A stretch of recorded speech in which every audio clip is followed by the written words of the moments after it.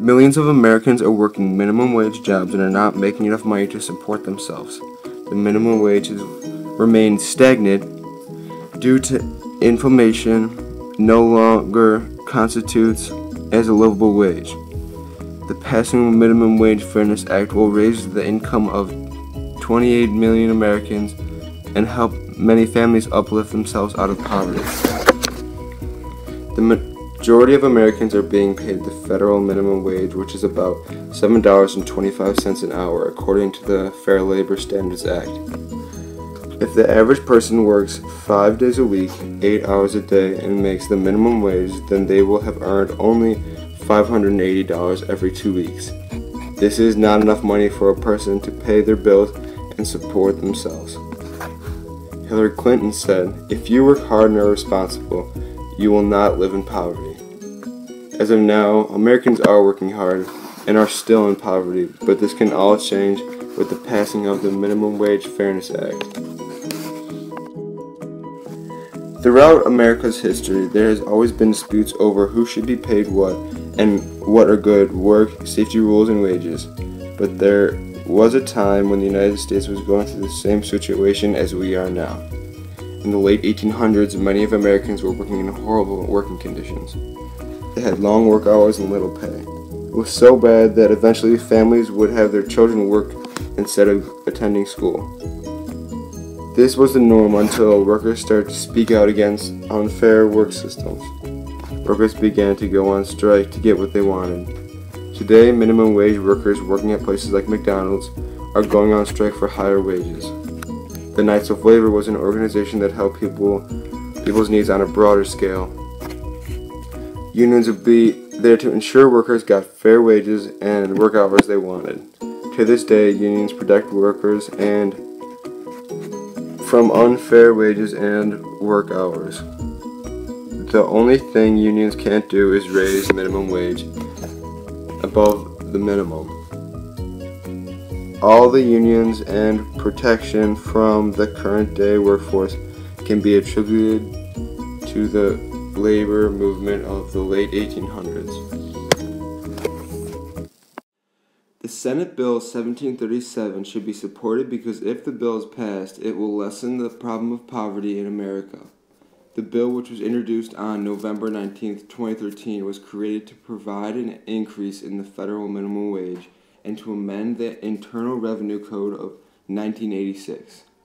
Minimum wage will be raised to $10.10 an hour instead of $7.25 an hour.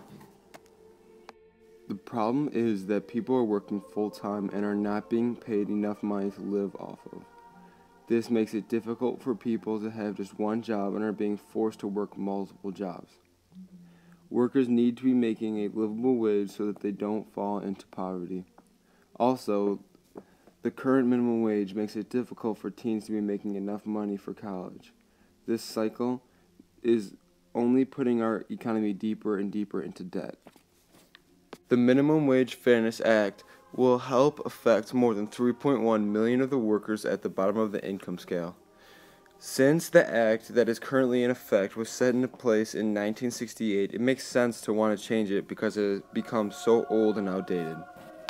If this bill is passed, it will raise the federal minimum wage from $7.25 an hour to $10.10 an hour. This will give all the people working minimum wage jobs in America a better chance for success in a competitive society. The increase will grow our nation's middle class and help give the nation a bigger and more stable sized economy. Almost all of the benefits, such as money and wealth, in our economy go to the top 1%. With the passing of this bill, there will be a more even distribution of that wealth. Some consequences of this bill are very harsh. Companies would only be hiring workers over the age of 18 because there would be an increase in the adult workforce. Many of the same companies hiring people over the age of 18 are also worried about another problem. They say that forced wages will make it even harder to hire new workers and still make a profit. It will be nearly impossible for small businesses to survive with the increase of the federal minimum wage. They will not be making enough profit to support themselves. workers in the minimum wage workforce are saying that even in their current situation, the increase of wages will do nothing to help make their lives better. Although this bill does have consequences, the pros outweigh the cons.